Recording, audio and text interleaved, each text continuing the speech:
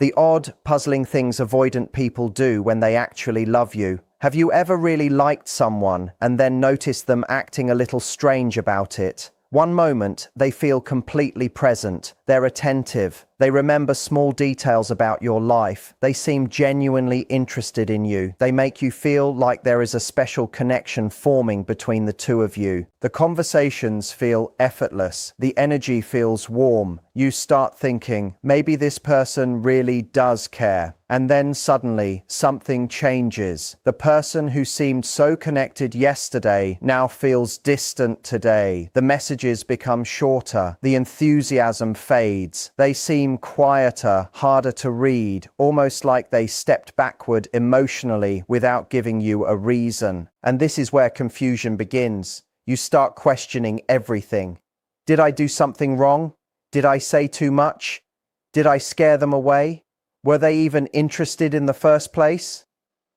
That emotional whiplash can be one of the most difficult parts of connecting with someone who has an avoidant attachment style.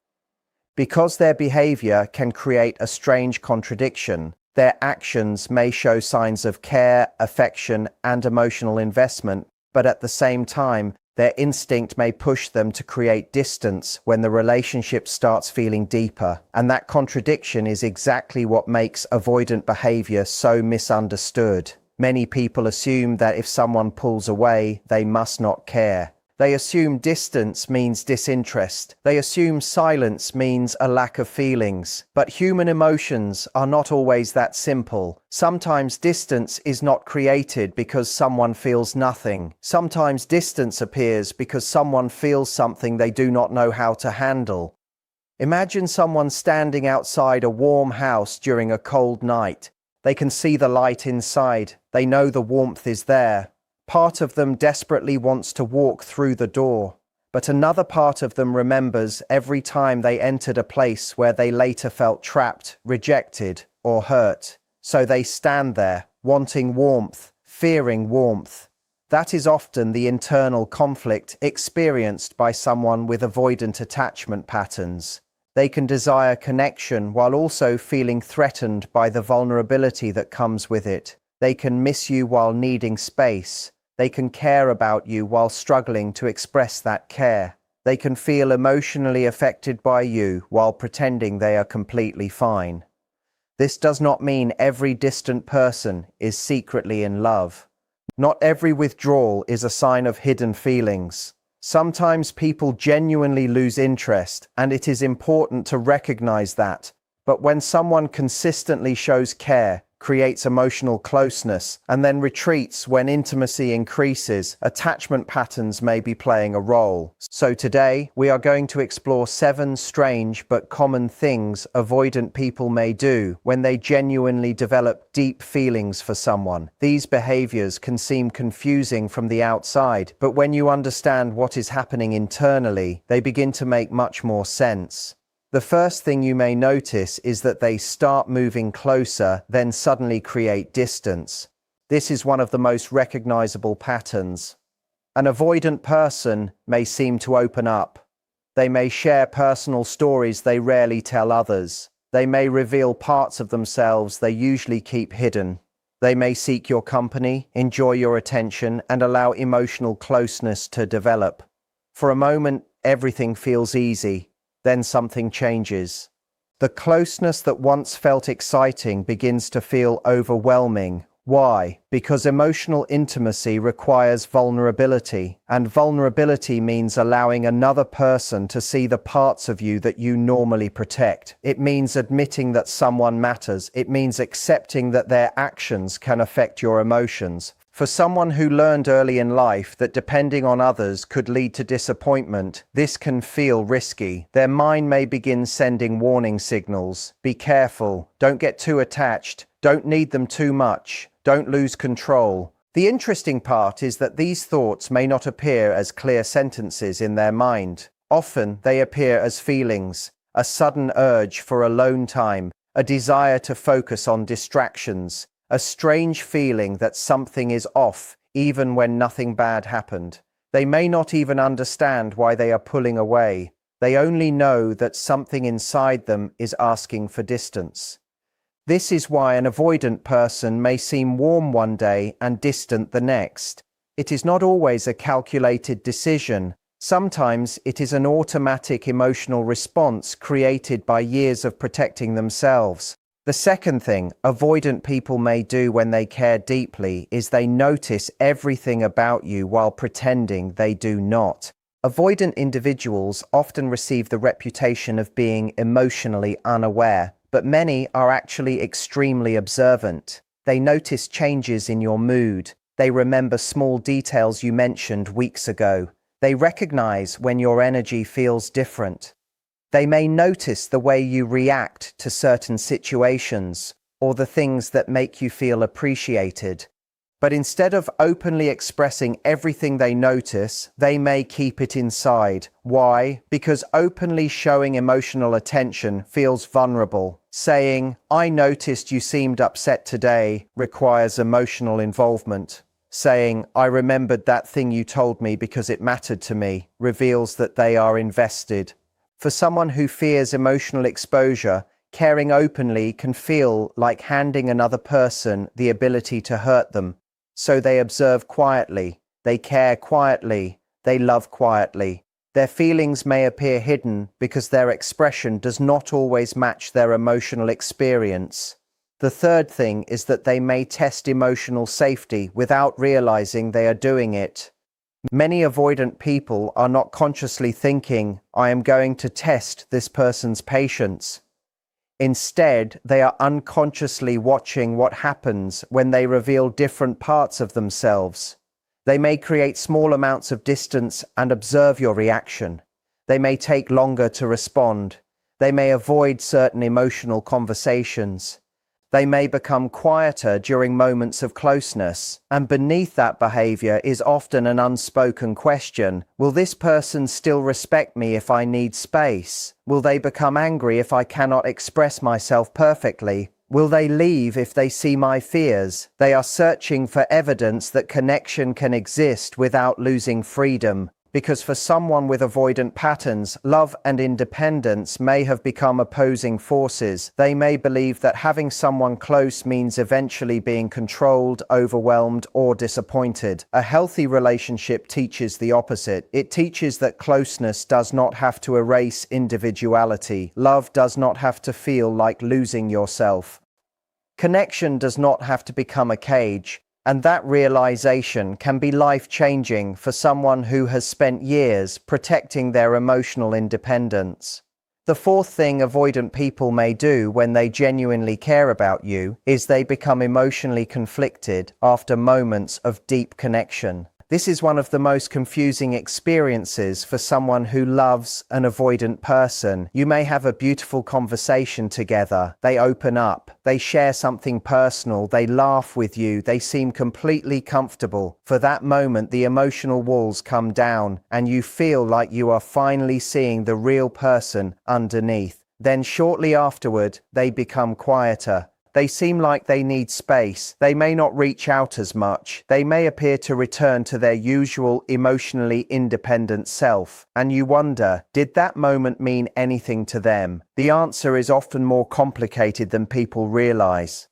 For someone with avoidant tendencies, moments of closeness can be both comforting and frightening. A deep emotional connection can feel wonderful because it satisfies a natural human need for belonging. But at the same time, it can activate old fears connected to vulnerability. The same person who makes them feel safe can also make them feel exposed. And exposure is difficult for someone who has spent years learning how to protect themselves. Think about someone who has spent their entire life wearing emotional armor. That armor may have helped them survive disappointment, rejection, or emotional uncertainty. It became familiar. It became part of who they believed they were. Then someone comes along who makes them want to remove that armor. At first, it feels freeing, but then they suddenly realize how vulnerable they are without it.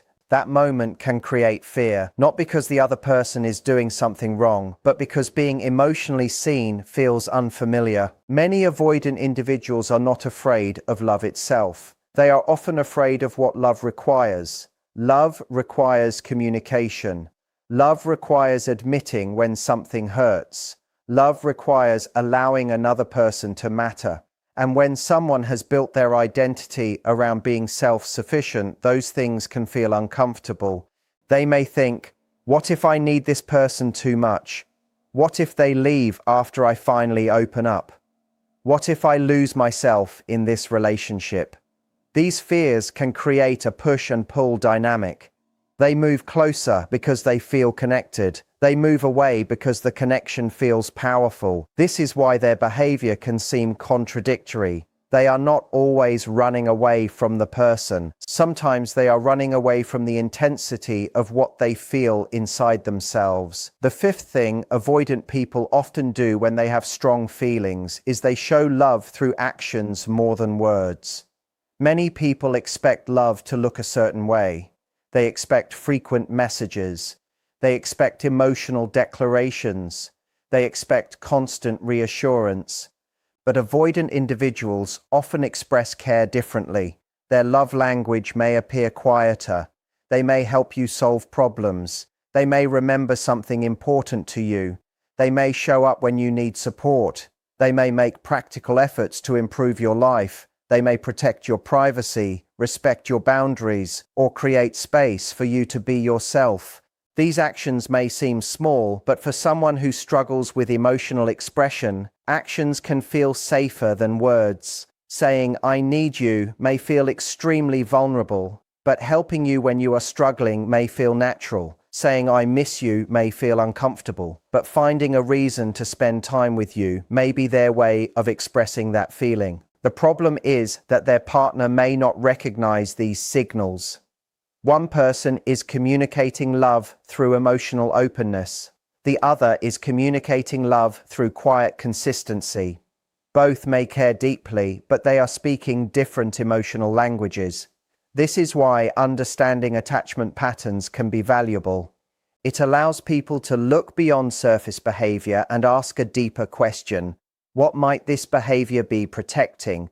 Instead of immediately assuming they don't care, it can be helpful to consider whether they are struggling with emotional expression. The sixth thing avoidant people may do when they truly care is they become more aware of their own flaws. This might sound surprising. Many people assume emotionally distant individuals are completely unaware of how their behavior affects others. But many avoidant individuals actually have moments of deep self-reflection. They may notice when they withdraw. They may realize they struggle with communication.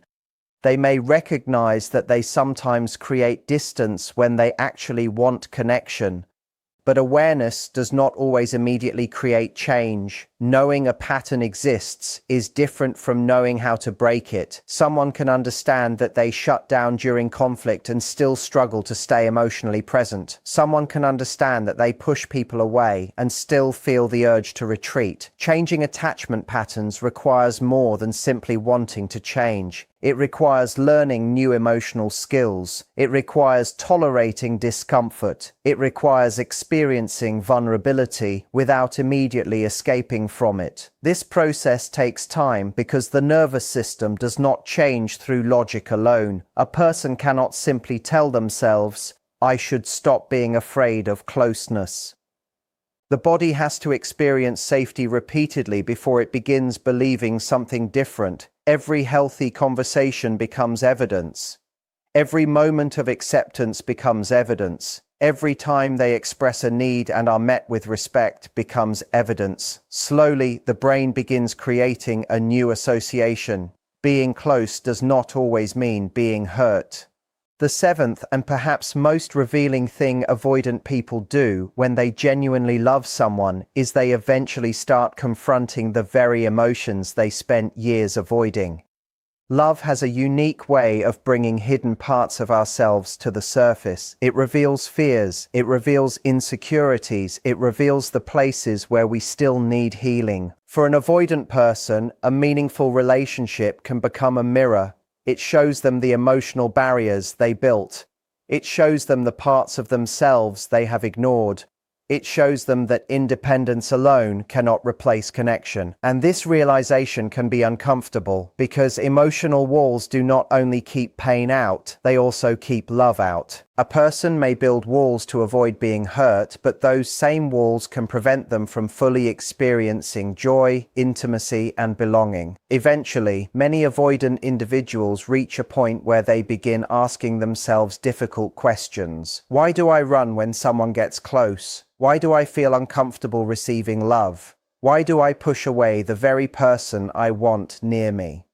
These questions can become the beginning of emotional growth. The goal is not for an avoidant person to become someone completely different. Healthy attachment does not mean losing independence. It does not mean becoming emotionally dependent on another person. It means developing the ability to balance both.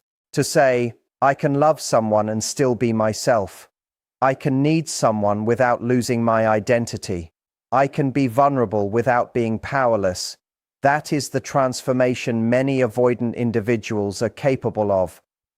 Because underneath the distance, underneath the silence, underneath the desire to retreat, there is often still a human being who wants what everyone wants: to be understood, to be accepted, to feel safe enough to finally stop protecting every part of themselves.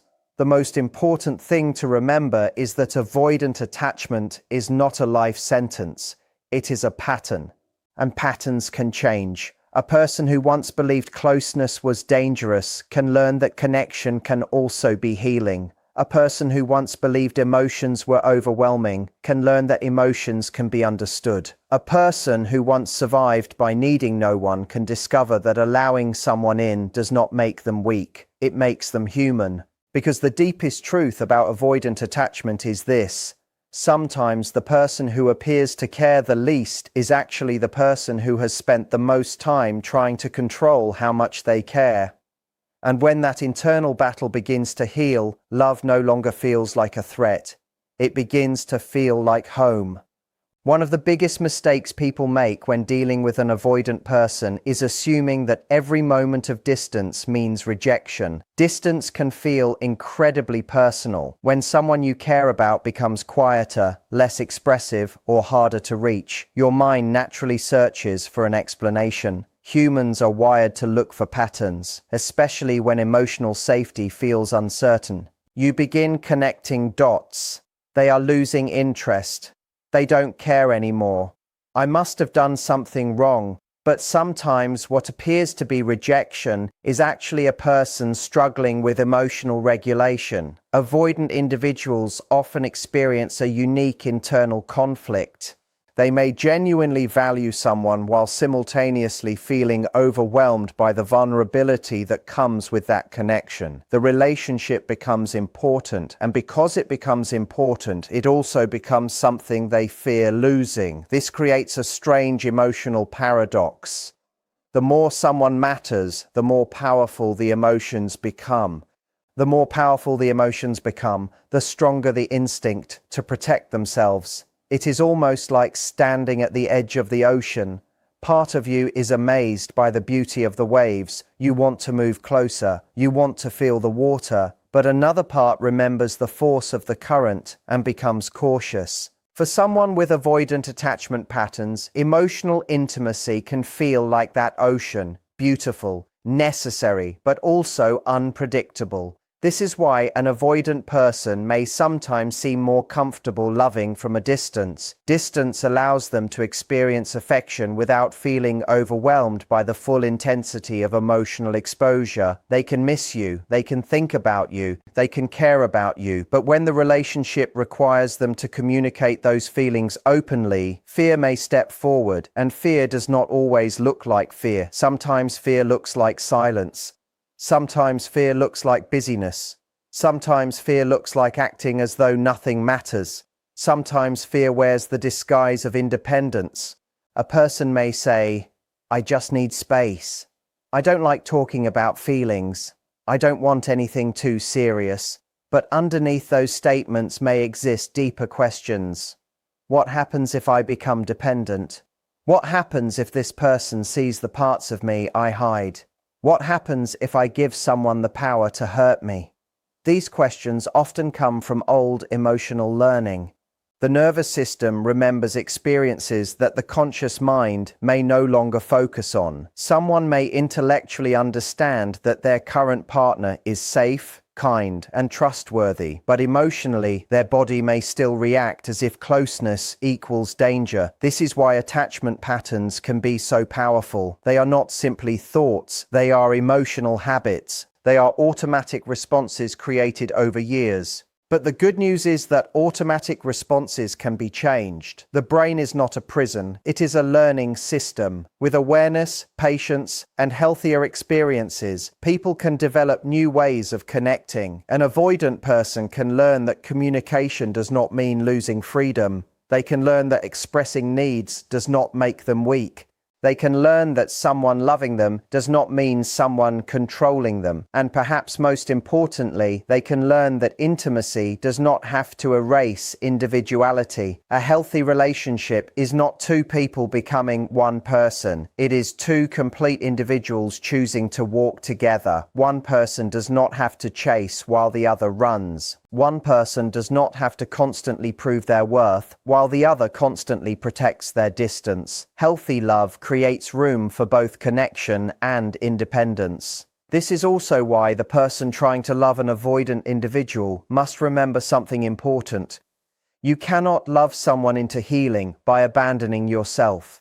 Many people become trapped in the cycle of trying harder. They become more patient. They become more understanding. They give more reassurance. They ignore their own needs. They tell themselves, if I just prove that I am safe enough, they will finally open up. But love cannot require you to disappear. Understanding someone's wounds does not mean accepting unlimited emotional pain. Compassion and boundaries can exist together. You can understand why someone struggles with closeness while still recognizing that your own emotional needs matter. A healthy connection requires effort from both sides. The avoidant person must slowly learn to step toward connection. The other person must learn not to lose themselves while waiting. The goal is not to force someone to open. The goal is to create a relationship where opening feels possible. Because real emotional safety is not created by pressure.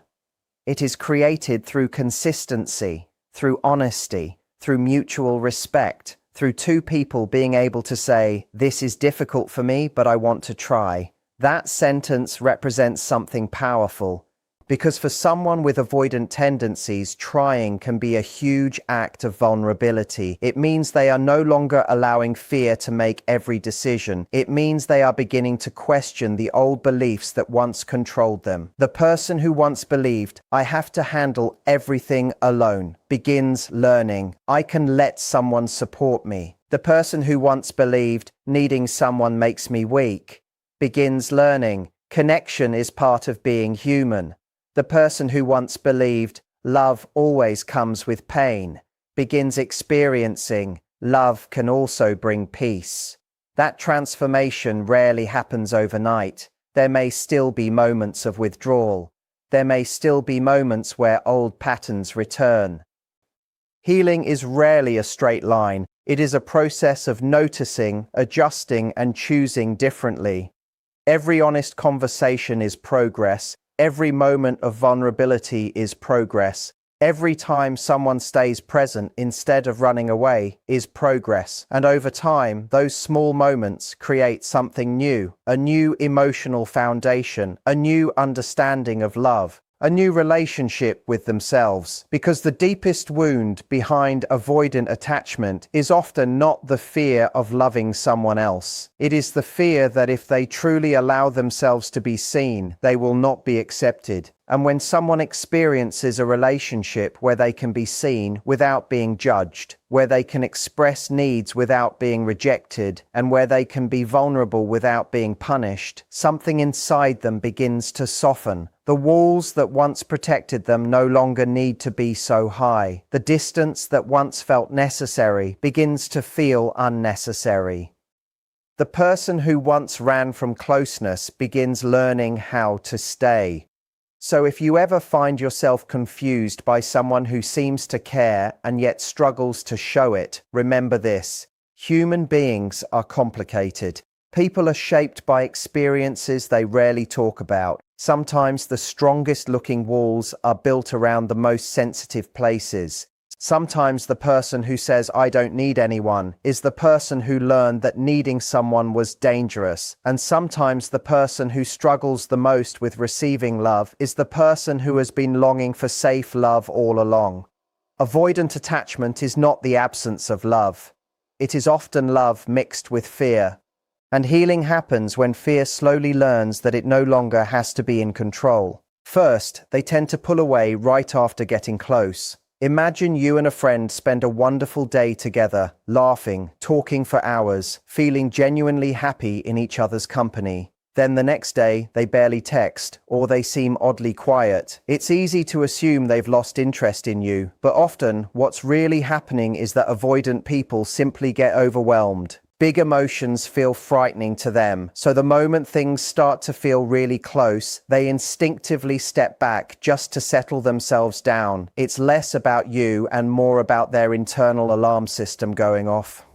Second, they tend to show love through actions rather than through sweet words. Some people constantly say things like, "I miss you," or "You're the best," without a second thought. Avoidant people usually don't say those phrases very often. Instead, they might help you study for a test, fix something broken around your house, or make sure you get home safely at the end of the night. That's their version of saying, "I care about you," even when the actual words don't come easily to them. Pay attention to what they do, not just what they say, and you'll usually find the truth. Third, they genuinely appreciate it when you have a full life of your own. If you've got hobbies, friendships, and things that bring you joy independently of them, they tend to relax more. Avoidant people get nervous when they sense someone depends on them too heavily. They don't want to feel trapped or like they're someone's entire world. So when you're confident, fulfilled, and happy on your own terms, it actually makes them feel safer loving you, not less loved, just less suffocated. Fourth, they often downplay their feelings even when those feelings run deep. They might say things like, "It's not a big deal," or "I don't really care that much," while internally they might be caring a great deal. A lot of the time, this comes from something they learned early in life, that showing big emotions wasn't safe or wasn't welcomed. So now, as adults, they instinctively hide those feelings as a form of self-protection, even when it doesn't serve them anymore. Fifth, they tend to go quiet during arguments or disagreements. If a conflict comes up, they might stop talking altogether or ask for space. On the surface, this can look like they don't care about resolving things, but in reality, their mind often feels completely overloaded in that moment, kind of like having way too many browser tabs open at once. They need time alone to process everything and cool down before they can engage again. And if they come back later to actually work things out with you, that's usually a really good sign that they care more than their silence let on. Sixth, they show love through small, steady, consistent actions rather than big dramatic gestures. They might not surprise you with grand romantic displays, but they show up when it counts. They follow through on their promises. They text when they said they would. For an avoidant person, being reliable and consistent is actually a really big deal. It's their quiet way of proving they're trying, even if it doesn't come wrapped in fireworks. Seventh, they get genuinely scared at the thought of losing you. Even if they present themselves as cool, independent, and unbothered on the outside, deep down, they really don't want to lose someone they've grown to love. If they sense you actually pulling away for real, they might suddenly start trying much harder than before. That shift happens because the connection matters to them far more than they typically let on. Here's the part that really matters though. Just because someone has an avoidant style doesn't mean you're obligated to accept being treated poorly. Love should still feel safe, kind, and respectful, no matter how someone is wired. But if someone tends to go quiet, needs their own space sometimes, and expresses care in smaller, subtler ways, that doesn't necessarily mean they don't love you. It might just mean they love you differently than you expected. Often, the people who seem the calmest and most guarded on the outside are simply protecting a much softer heart underneath. Understanding that difference can help you feel a lot less confused and a lot more secure in yourself.